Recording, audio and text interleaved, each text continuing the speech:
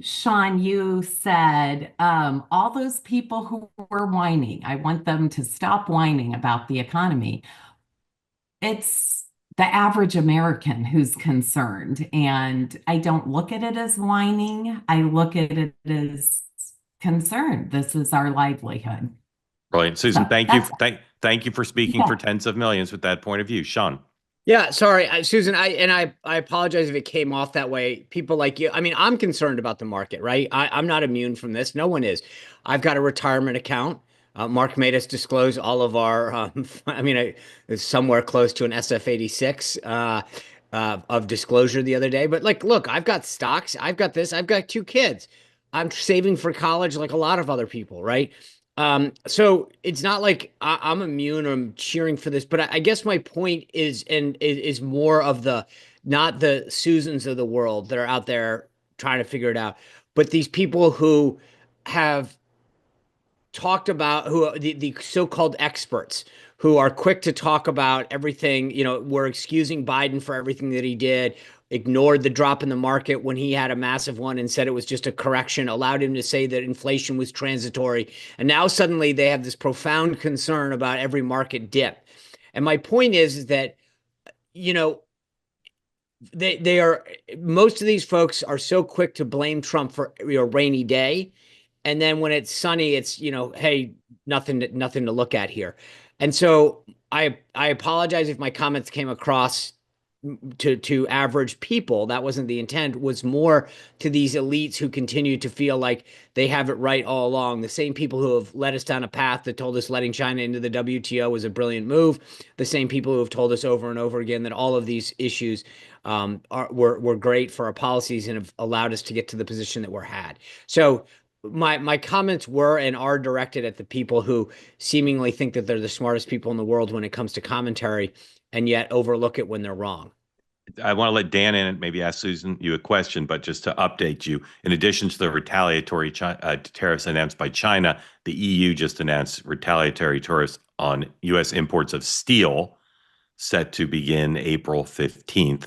And the EU continues to meet to formulate their group response regarding overall reaction to the president's tariffs. Dan, question for Susan, if you like.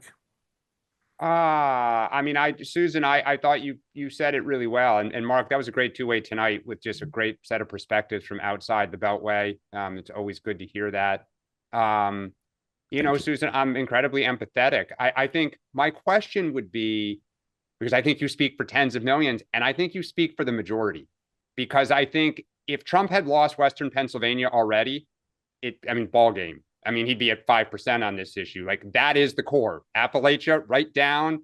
If he loses that, it's over. How long are you willing to be patient? How much longer? So Sean said maybe a week. Would you be willing to go 2 months? Do you mean in whether I would vote? Well, I just I mean, have a choice of being patient. There's well, nothing right I now, have to your do. answer was you're hopeful. I am. Would it turn to scorn? Would it turn to anger? Or would you just, depression? Like, Maybe hopeful is not the right word. I'm worried. And there have been things since he took office that I have not been pleased with, even though I'm conservative and I supported him. And this is one that I am not educated on this. So I have no idea where this is going Yeah. to go. And Susan, let me ask you this. I was going to say. The president talked about tariffs during the campaign, right? He said tariffs are the most yeah, beautiful word, and he said he'd do this. Is it being done differently than you anticipated? Stipulating, as you've said, you're not an expert. I, What's different than what you think he promised to do? I, what is surprising me is I had always assumed that a lot of tariffs are bigger than just the tariff. It is also has to do with defense and other deals that we're doing internationally with different countries. And so across the board, just with everyone, has me wondering how many deals are being undone that were done with our allies.